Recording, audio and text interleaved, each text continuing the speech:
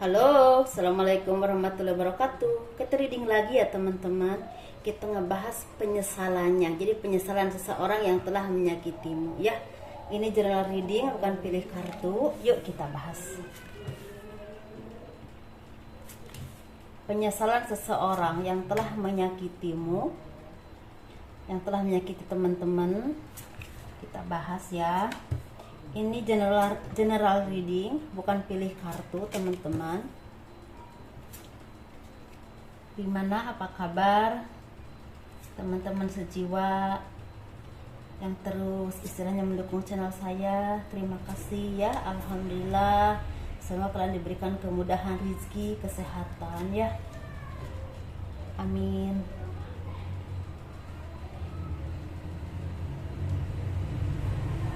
Ini terpautnya banyak teman-teman kartunya, karena ini energi banyak orang, jadi kita kupas ya.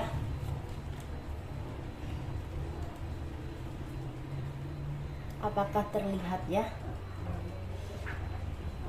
Jadi ini penyesalannya, apa yang membuat dia menyesal ya? Penyesalan seseorang yang telah menyakiti kalian.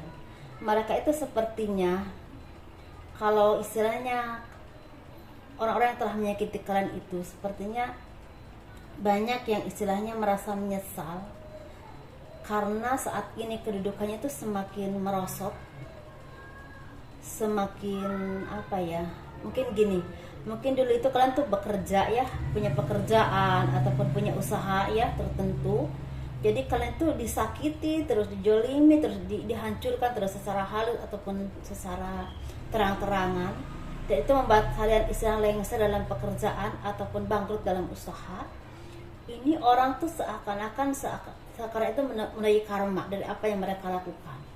Mungkin ini ada yang memang cepat, ada yang lambat yang menuainya, ada yang memang baru setahun 2 tahun udah terasa akibatnya, ada juga yang sampai 6 tahun 7 tahun baru terasa akibatnya ya.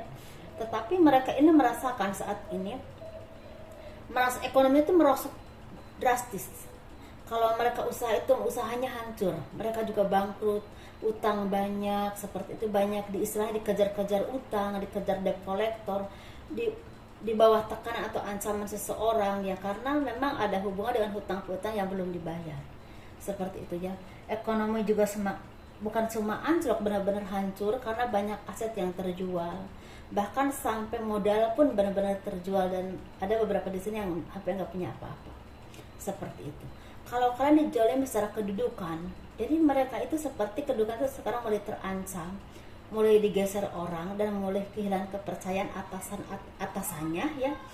Dan banyak ya tender atau apapun yang dipercayakan oleh perusahaannya kepada dia, banyak yang gagal, banyak yang istilahnya sulit untuk mencapai target.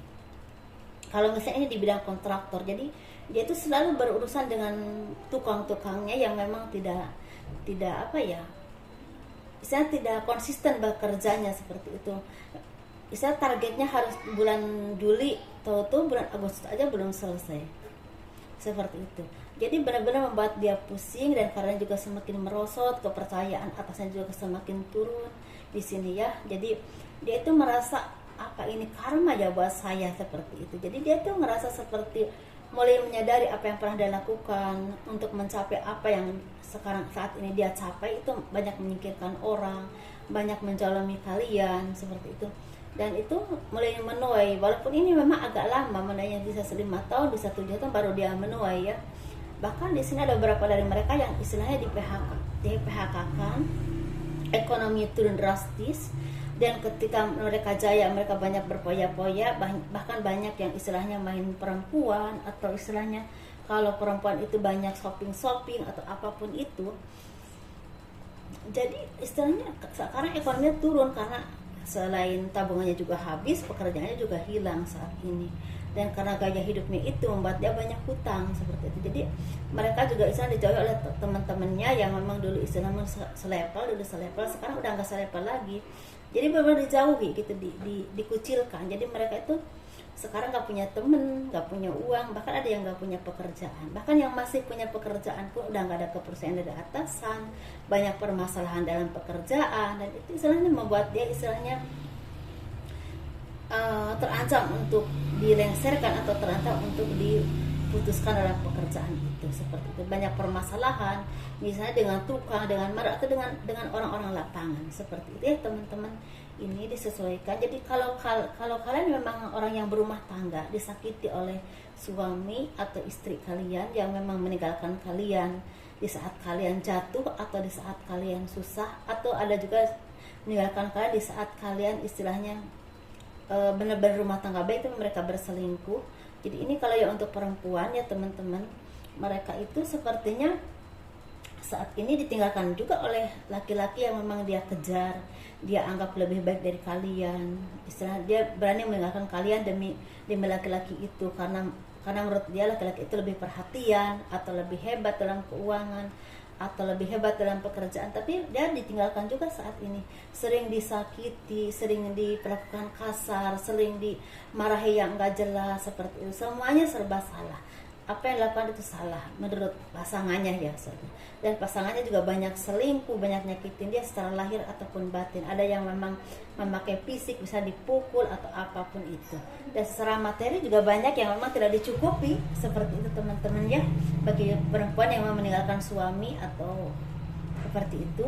Dan bahkan dia banyak disakiti oleh teman dekatnya, ditinggal oleh teman dekatnya, oleh orang-orang yang dia percaya. Bahkan kalau dia punya karirnya itu mulai merosot, dan istilahnya banyak yang memang kehilangan pekerjaan, seperti itu. Bahkan ketika kehilangan pekerjaan, yaitu laki-laki yang dia bela itu meninggalkan dia, meremehkan dia, bahkan mertuanya atau misalnya calon mertuanya juga istilahnya udah nggak memandang lagi, seperti itu teman-teman ya.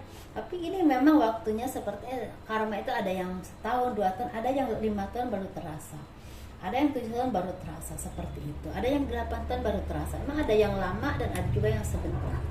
Dan setelah itu dia menyesal meninggalkan kalian. Ternyata kalian yang terbaik, ya ternyata dia punya suami yang baik atau ditinggalkan, dan orang yang memang tidak punya kualitas ya, seperti itu.